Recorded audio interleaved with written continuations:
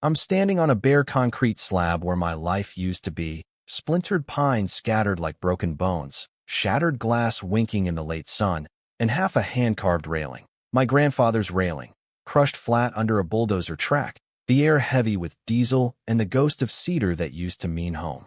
5 days earlier, while I was in Riverbend lowering my father's coffin into the ground, the Cedar Ridge Cove HOA sent heavy machinery to Silvercrest Lake.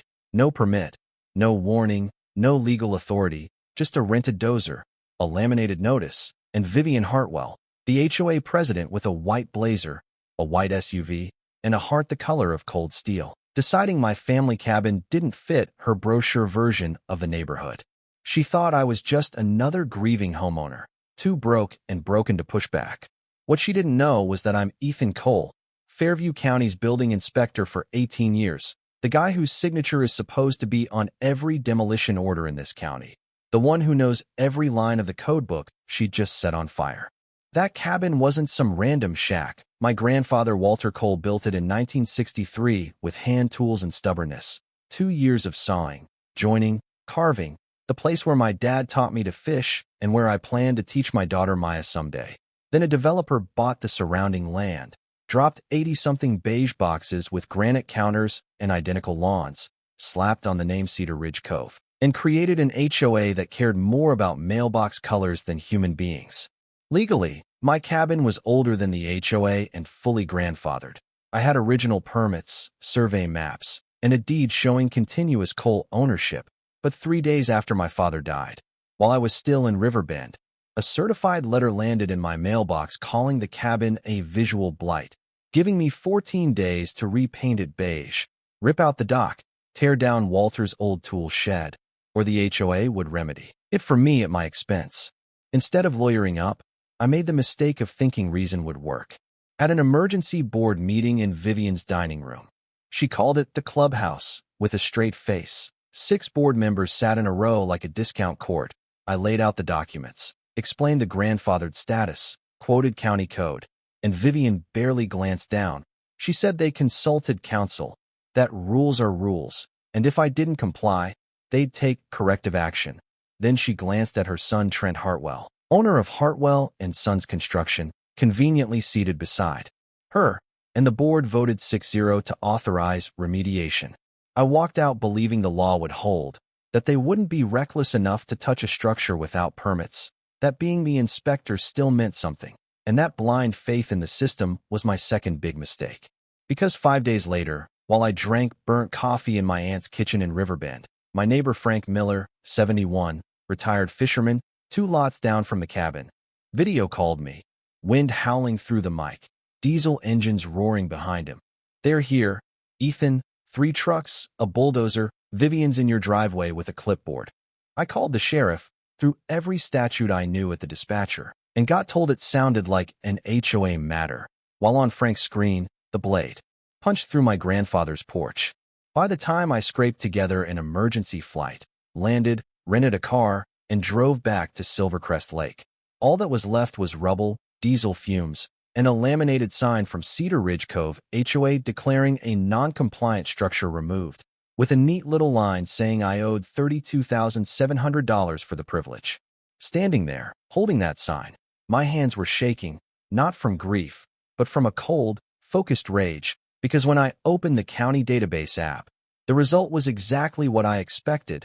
No demolition permit, no asbestos inspection on a pre-1980 structure, no hazardous materials authorization, nothing. And that meant Vivian Hartwell hadn't just hurt me. She'd handed me a loaded legal weapon with her fingerprints all over it. The next morning, I walked into the police station in the same clothes I'd flown home in, smelling like jet fuel and sawdust, and sat down with Detective Linda Chavez. We'd worked contractor fraud cases together before. I laid out everything. The bogus letter, the sham meeting, the demolition captured in 8 hours of Frank's phone footage, the environmental violations, and she didn't sugarcoat it. It's felony-level destruction and likely environmental crime, she said, but HOA's muddy. Everything will need airtight documentation. So I did what I do best. I documented. I hired Rachel Kim, an HOA killer attorney with reading glasses on a chain and an office above a dry cleaner. She listened, steepled her fingers, and said, If Vivian is bold enough to bulldoze a cabin illegally, she's probably treating the HOA's bank account like her personal wallet.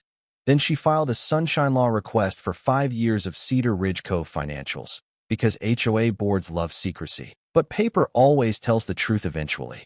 While Rachel went after the money, I went after the construction. As Fairview County's inspector, I scheduled routine checks in Cedar Ridge Cove and pulled every permit tied to Hartwell and Sons.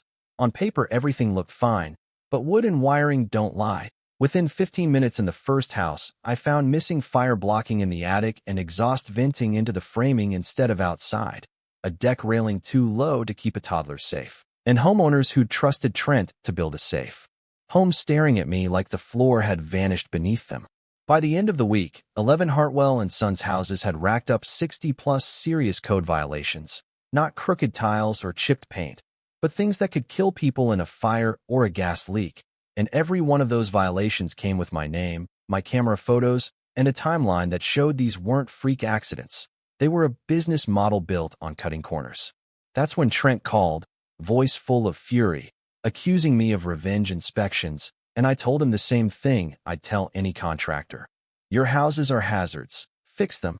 Then Vivian followed with a call threatening to report me to my superiors, and I invited her, politely, to explain to Fairview County why she leveled a property without the required permits from the very office she was complaining to. The real explosion came when Rachel Kim spread 3 years of HOA financials across her desk, highlighted in neon. Cedar Ridge Cove collected close to $500,000 a year in dues. Only a fraction showed up in real expenses, and roughly $180,000 per year had wandered off into creative accounting.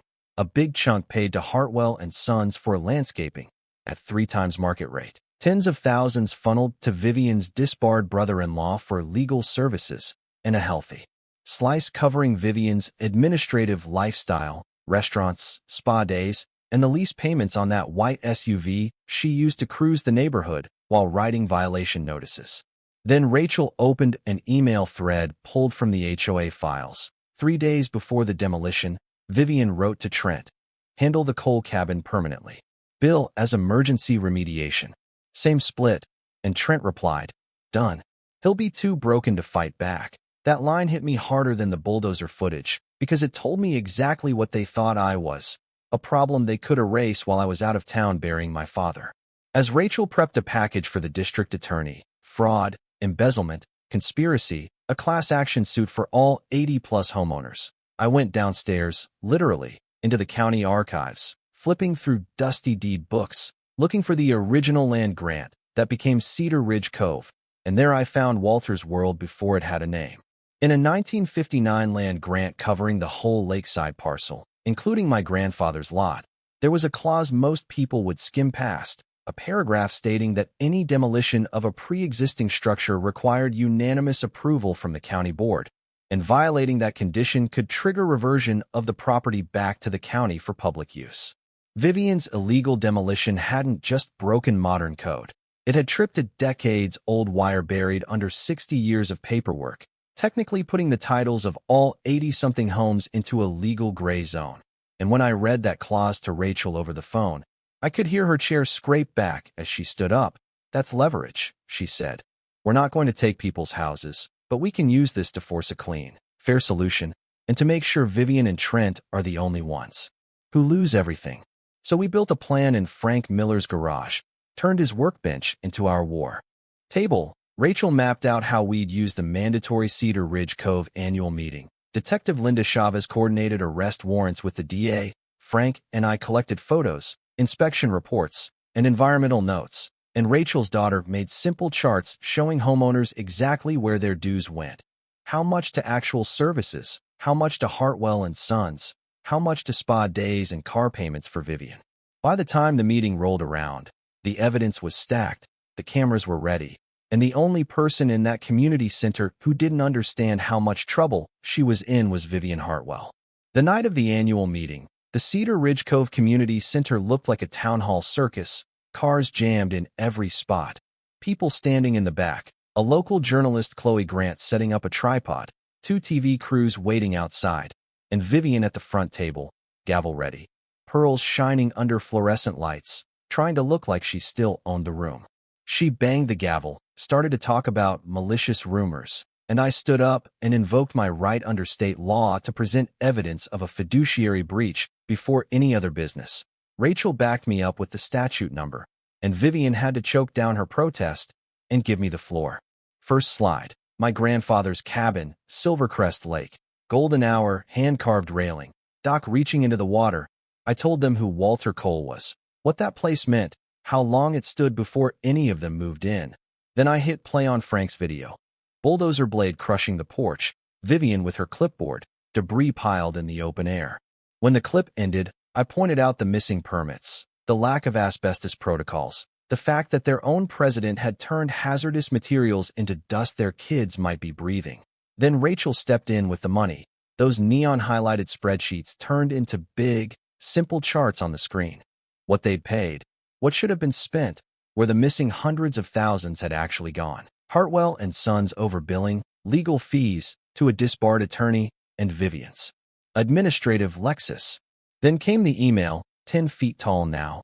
Handle the Cole cabin permanently. Same split.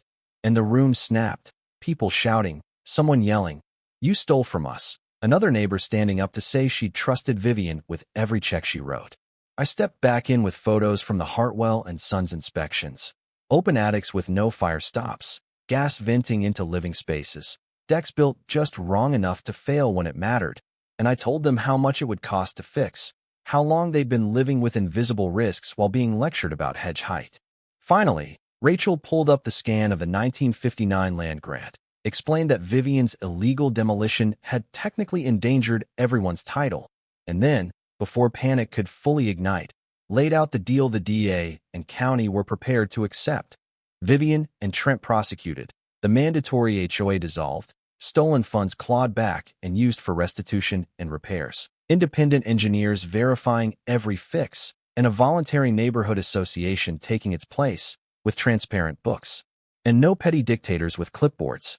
Detective Linda Chavez stepped forward, badge visible now, and read the charges: fraud, embezzlement, conspiracy, trespass, destruction of property. The deputies cuffed Vivian and Trent in front of the neighbors they'd bullied for years, cameras rolling, some people cheering, some sobbing, and Vivian, being led away, spat that I'd ruined her. I told her I hadn't ruined anything. I'd just turned the lights on. But justice isn't just the moment the cuffs click, it's what happens afterward.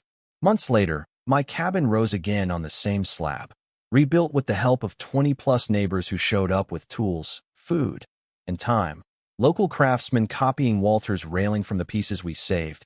The county built a public dock and path, and we named it Walter's Landing, with a bronze plaque for the man who believed the lake belonged to everyone long before the brochures did. The stolen HOA money was recovered and distributed. People fixed their homes and took trips they'd put off for years, and a Walter Cole Scholarship Fund for local kids in the trades started sending future carpenters, welders, and electricians to school. Vivian Hartwell lost her license, her car, her house, and her freedom.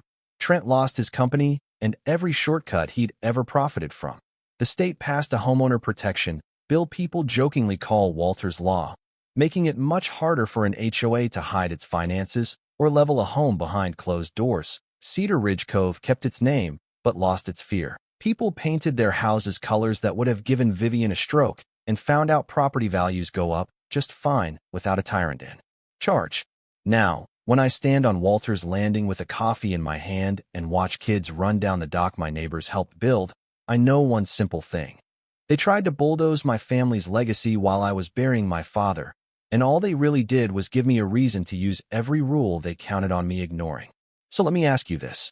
If your HOA, or any small-time tyrant with a title, started treating your home, your family, your history like it belonged to them, would you stay quiet and hope they calm down, or would you start digging into the rules they think you'll never read and fight back the way we did?